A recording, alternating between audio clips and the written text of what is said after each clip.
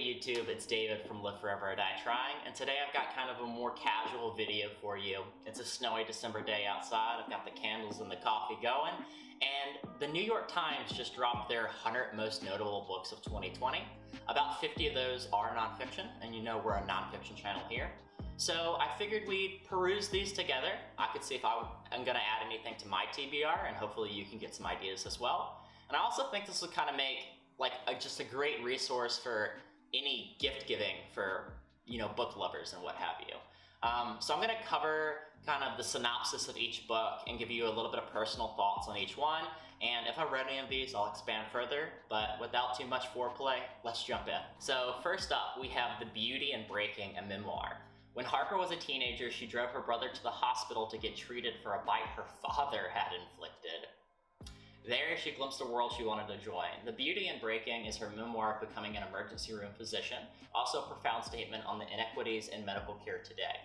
So I'm interested in this one because I've read other kind of medical memoirs like When Breath Becomes Air, and they've been pretty moving for me, so I'll probably pick this one up. Second up, we have Becoming Wild, How Animal Cultures Raise Families, Create Beauty, and Achieve Peace. Safina, the ecologist and author of many books about animal behavior, here delves into the world of chimpanzees, sperm whales, and macaws to make a convincing argument that animals learn from one another and pass down culture in the way that feels very familiar to us. I'm interested in this as well. I've heard a study recently that was looking at sperm whales and their echolocation, where their songs mean certain things and they can pass them down from generation to generation. So I do think there is something to be learned about animal culture. I'll probably pick this one up as well, so 2 for 2 so far. Third up, let's see if we can keep it going. The Biggest Bluff, How I Learned to Pay Attention, Master Myself, and Win. Kanakova, a writer for The New Yorker with a PhD in psychology, decided to study poker for its interplay between luck and determination. This is an account of her journey, which took her much further into the world of high-stakes gambling than she ever imagined. So, poker isn't something that hits home with me, but since she has a PhD in psychology, it might be an interesting dive into the workings of the mind when it relates to gambling and maybe the interplay of that with competitive poker. This would be low on my list, but I could see myself enjoying it. We have Black Wave. Now this has a really kind of provocative cover, just right off the bat. Black Wave, Saudi Arabia, Iran, and the 40-year rivalry that unraveled culture, religion, and collective memory in the Middle East. A Lebanese-born journalist and scholar takes a sweeping look at the unrest in the Middle East, arguing that much of it is the result of competition between Saudi Arabia and Iran. This is a topic I haven't read anything about at all. I'd probably add it. The Book of Eels, our enduring fascination with the most mysterious creature in the natural world. Svensson, or Svensson, this guy's name, or her, follows these slithery beings in every direction they take him, producing a book that moves from Aristotle to Freud to fishing trips of his youth. Okay, so some of you might know that I'm a licensed scuba diver, specifically a rescue diver. So I've had firsthand contact with moray eels and other species of eel in the past, and they're just fascinating creatures, as the title says. They're really smart in a way, and they're also very inquisitive, but they have terrible eyesight. So this is something that would probably be right at the top of my year for 2021. Then we have Burning Down the House, Newt Gingrich, the Fall of a Speaker, and the Rise of a New Republican Party. So this is going to be a political book, which I've been kind of on a kick on recently, but I want to pump the brakes a little bit, to be honest. So, as Zelizer recounts, Gingrich brought a new slash and burn style of Congress in the late 1980s that disrupted the old ways and led to repeated Republican success. So I think this is talking about the Young Turks and kind of the rise of political polarization, similarly covered in The Red and the Blue. I don't know if I'd pick this one up just because I've read The Red and the Blue, and I don't know how much additional ground this would cover, and I'd like to prioritize other books above this. And this one's been getting a lot of traffic on booktube recently, which is Caste, The Origin of Our Discontents. The Pulitzer Prize-winning author advances a sweeping argument for regarding American racial bias through the lens of caste. So kind of like caste systems or racial inequalities. It is from the author of The Warmth of Other Suns, which also had a ton of coverage. So based off the reviews I've already heard, this is definitely one worth picking up. Similarly, we have The Dead Are Arising, The Life of Malcolm X. which is kind of a new biography of Malcolm X. I still have another one I need to get to, but I've also heard good things about this as well. Then Deaths of Despair and the Future of Capitalism. This highly important book examines the pain and despair among white-collar workers and suggests that hopelessness they are experiencing may eventually extend to the entire American workforce. So I recently read, actually have it hanging out here for another video I'm doing soon, The War on Normal People by Andrew Yang, which is talking about automation and pushing specifically a lot of male manufacturing jobs out of the workforce via trucking and manufacturing. But I think it's going to extend to a lot of white-collar jobs. I'm curious if Deaths of Despair is going to extend to that, or if it's specifically talking about kind of the suicide and opioid crisis. I'd have to read more into this, but either way, it looks very intriguing. Desert Notebooks, A Roadmap to the End of Time. The author and columnist for The Nation divides his book into two strands: journal-like descriptions of his life in desert America in a cabin near Joshua Tree, and his move to Las Vegas. Months into lockdown, it feels creepily prescient. We're all in a desert now. Now, that doesn't hook me right off the bat, but if you're more of a memoir person, I could see this being good. Dominant Character, The Racial Science and Restless Politics of J.B.S. Haldane. Haldane, a British biologist and ardent communist who helped synthesize Darwinian evolution with Mendelian genetics, was once famous as Einstein. Submarinian's elegant biography doubles as a timely allegory for the fraught relationship between science and politics. You know, I've read a lot about genetics. I've read The Gene, I've read The Tangled Tree, and a lot of what this character's, like, he comes up a lot in these other books, so I feel like I personally know a lot about him, but the slant word specifically talking about the interplay in science and politics is something that I'd be really interested in as well. The Dragons, the Giant, the Woman, a memoir. Following her magical realist debut novel, Should We Be King, Moore's immersive, exhilarating memoir also has elements into the fantastical, framed by her family's narrow escape from civil war in Liberia. That doesn't hit on too much for me personally, but hey, if you're interested in studying the civil war in Liberia. Eat the Buddha. Okay, I'm already bought. Life and Death in a Tibetan Town. So I've recently been trying to learn more about Tibetan democracy, where they're striving under like the Chinese regime. So I'd be interested in this just off the bat.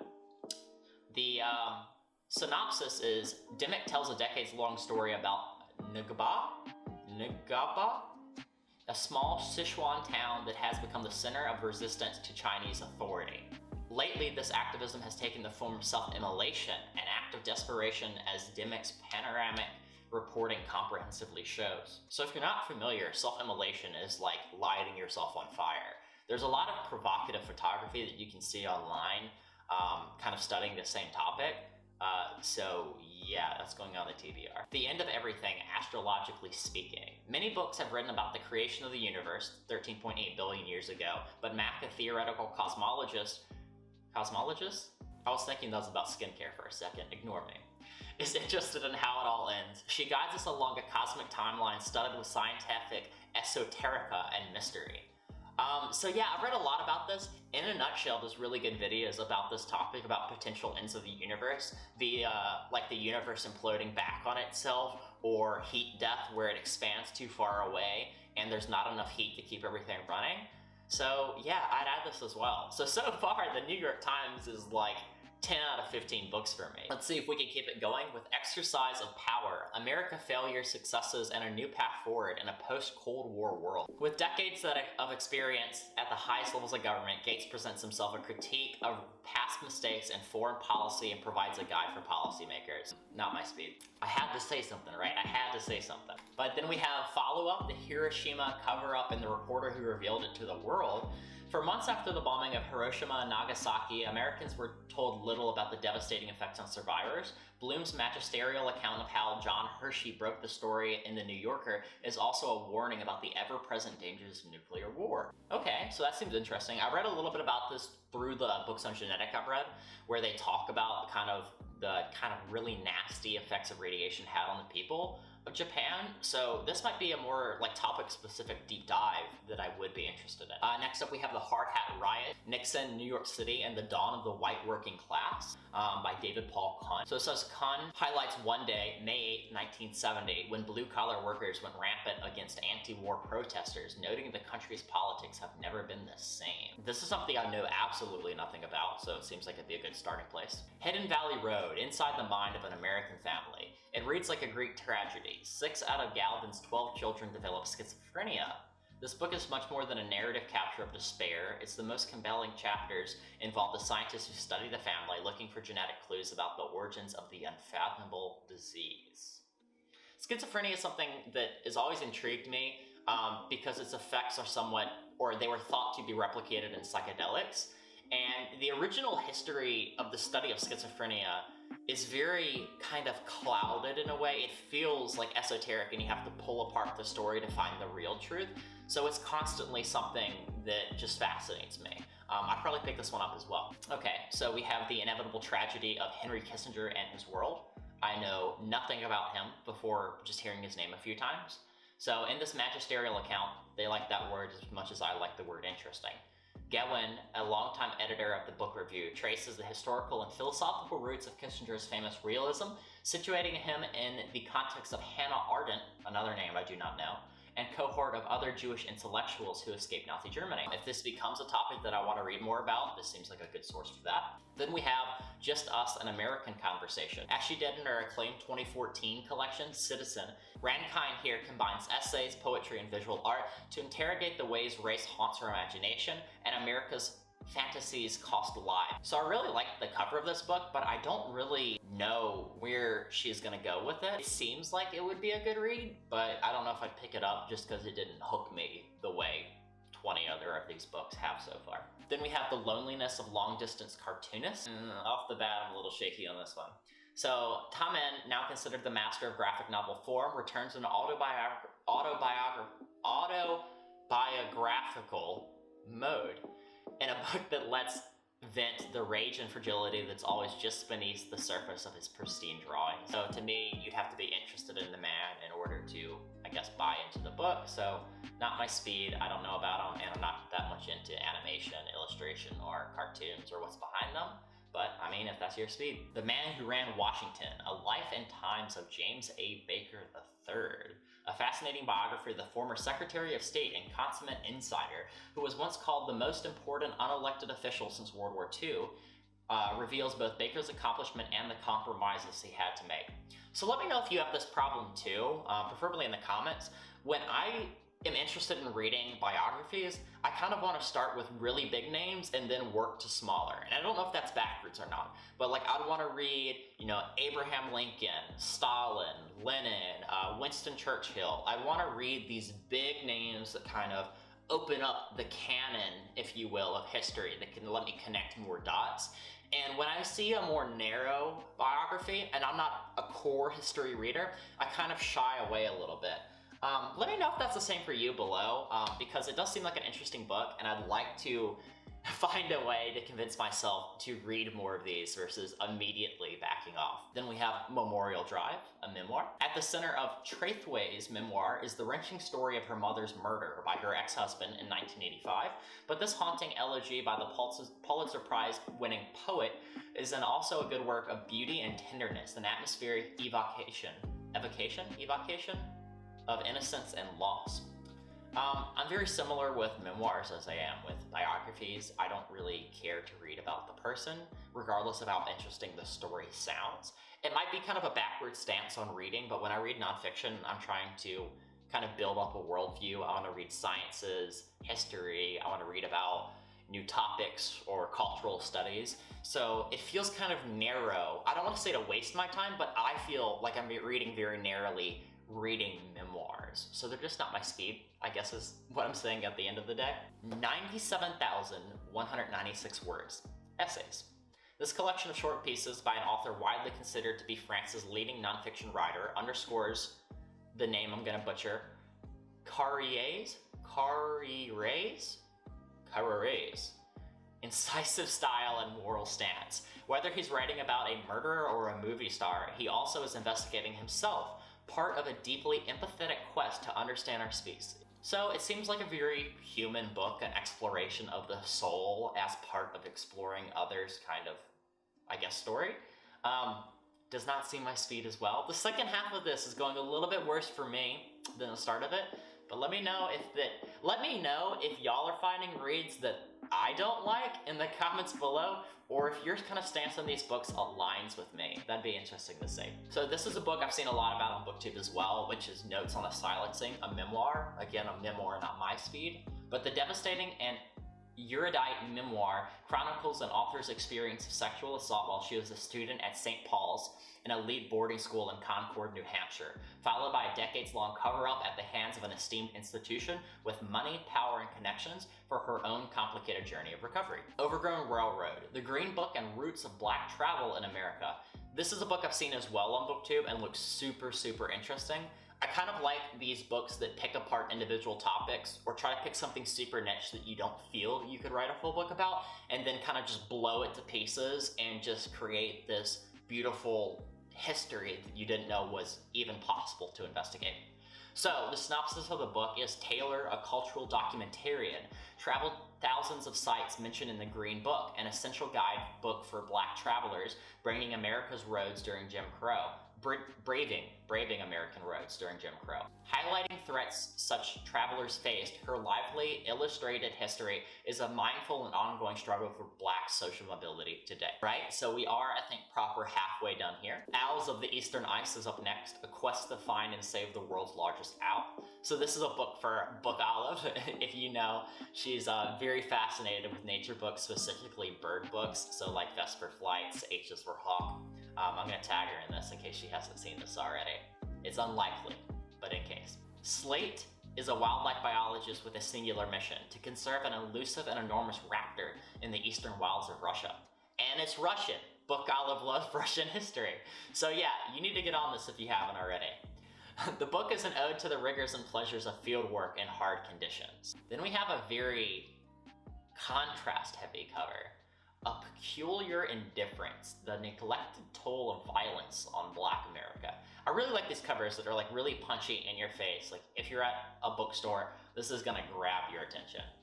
So the synopsis is, this essential book by a veteran legal scholar argues the extraordinary violence against Black lives is a result of the nation's refusal to address the structural roots of the problem. I've been reading a lot about this recently, which is like the systemic issues, whether that's the systemic racism in policing, whether that is like the book Caste was talking about, which is just like redlining districts and the lack of like social mobility because of unfair targeting, whether that's algorithms or banking or whatever. But I love books that expand on this topic. I think it's something everybody can learn more about because it's not something that's really taught. You have to go out of your way to look for it. But up next we have A Pilgrimage to Eternity, from Canterbury to Rome in Search of Faith. Faith is something that I've never really liked reading about, but let's see. So it's in his 9th book, this self-described lapsed but listening Irish Catholic travels 1,200 miles from Canterbury to Rome along the Francigena, I'm gonna go with that, and tries to decide what he believes. If this book doesn't settle the question, it'll at least fortify faith in the scrupulous reporting and captivating storytelling. And this is a book that I've known y'all have not heard of yet. It's very under the radar. It's A Promised Land by Barack Obama. So this is a massive chunk of a book. It's like over 700 pages. Obviously, it's the memoir from Barack Obama. I've had friends that read it. They said it's a good read, kind of gives you the background, but covers a lot of the same ground as Michelle Obama's Becoming has. Then we have The Quiet Americans, 4 CIA spies at the dawn of the Cold War, a tragedy in 3 acts. Covering the years from 1944 to 1956, Anderson's enthralling story of the early years of the Cold War follows 4 CIA operatives as their initial idealism eventually turns into betrayal and disillusionment, followed by creeping right-wing hysteria at home and a cynical maneuvering abroad. Then we have Reaganland, kind of on a political spur here. America's Right Turn, 1976 through 1980. More than a book about Ronald Reagan, the conclusion of Pearlstein's 4-volume saga on the rise of conservatism, that sounds like an interesting read in and of itself, is an absorbing political and social history with sharp insights into the human quirks and foibles? I don't know that word at all. Let me look that up. A minor weakness or failing in character. The human quirks and failing of character that were so much part of the late 1970s. We might have learned something together today. The Saddest Words by William Faulkner's Civil War. That is not the author, that is the subtitle. The Saddest Words, William Faulkner's Civil War. Much better. By Michael Gora. Gora's complex and thought-provoking mediation. This is tearing me up. Meditation on Faulkner is rich in insight, making the case for the novelist's literary achievement as well as his historical value as an unparalleled chronicler of slavery's aftermath and its damage to America's psyche. So I live in Virginia, the Civil War's in our backyard. I've gone to a lot of the battlefields and grew up kind of like researching it and touring the historic sites. So I already kind of have like interest in this topic. I don't know if I'd get to this before a lot of the other books on this list, but it seems worth reading. Then we have the Selected Letters of Ralph Ellison. I do not know who this is. Edited by John F. Callahan and Mark C. Cunner. In his lifetime, Ellison's only novel was the masterpiece Invisible Man, but for 6 decades he corresponded with some of the greatest writers of his day. The magnificent collection captures his wit, style, and ambition, personal travails, as well as his powerful insights into Black artistic expression. So it seems very interesting if you've read The Invisible Man, but for me, I have no kind of investment in the topic. Shakespeare in a Divided America. What his plays tell us about our past and future. Shapiro has long created Shakespeare treats for the common reader, but this time he outdoes himself. From John Quincy Adams' racist attacks on Othello to the notorious Trump-esque Julius Caesar Central Park production in 2017, he reminds us how divided we've been since our very beginnings, with historical, tragical,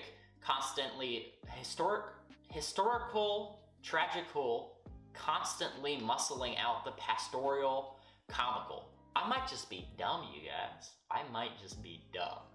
The Sirens of Mars, Searching for Life on Another World. This is a cover that really stands out to me, and I'd probably really like to read this one. So Johnson of Georgetown, a planetary scientist, oscillates between a history of Mars science and an account of her own journey. Okay, so it's memoir-esque. I kind of like when they bring a subject to life, as long as it isn't too much memoir or focused on it.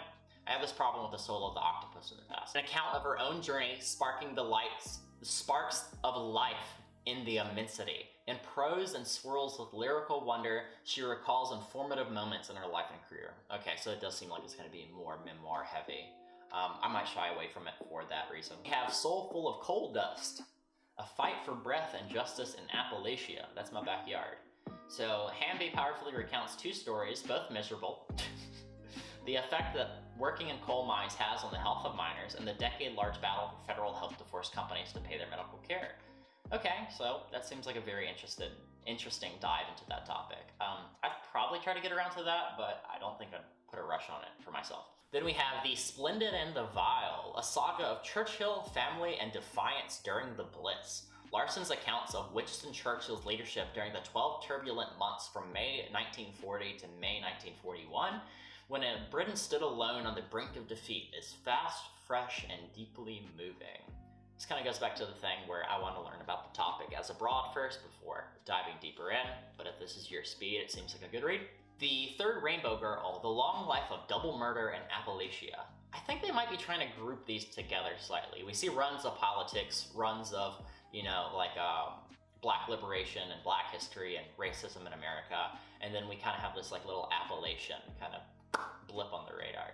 So this book is described as decades after 2 women were murdered there, a small town continues to grapple with the crime.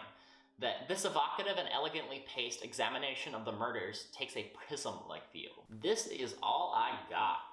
A mother's new search for Hume. Just imagine it was searching for the philosopher Hume and she can't find the text. That was dumb. This is all I got. A Mother's New Search for Home by Lauren Sandler. In 2015, Sandler was volunteering at a homeless shelter when she met Camila, a pregnant resident who was determined to find permanent, safe place to raise her children.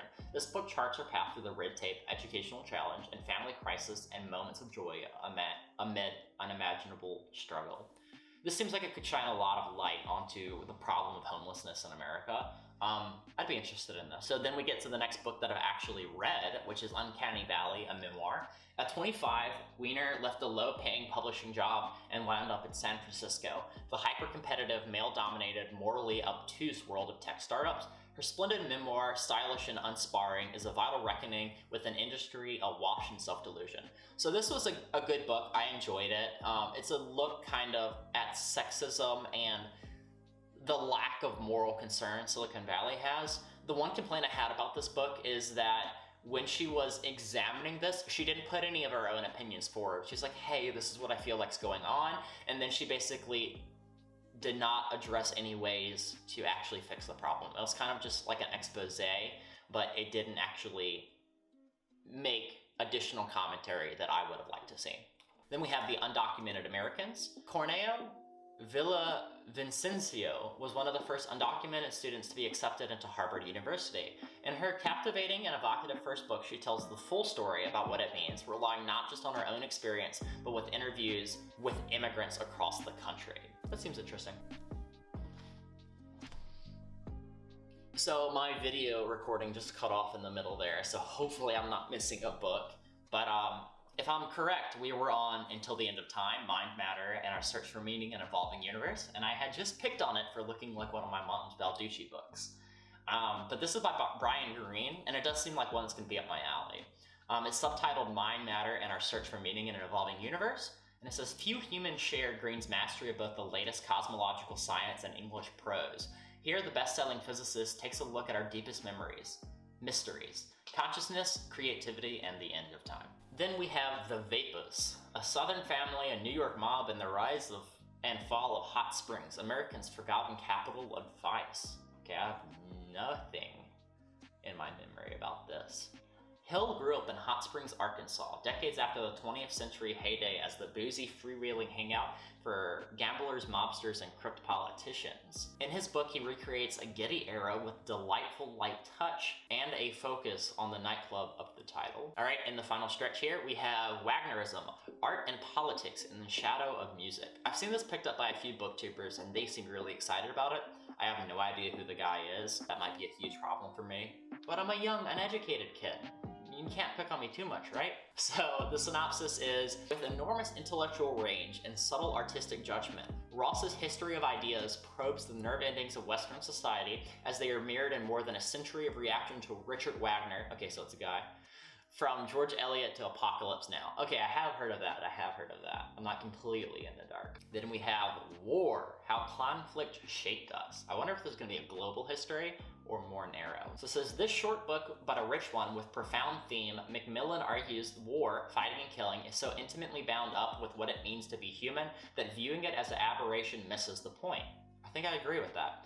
War has led to many of civilization's great disasters, but also many of its greatest achievements.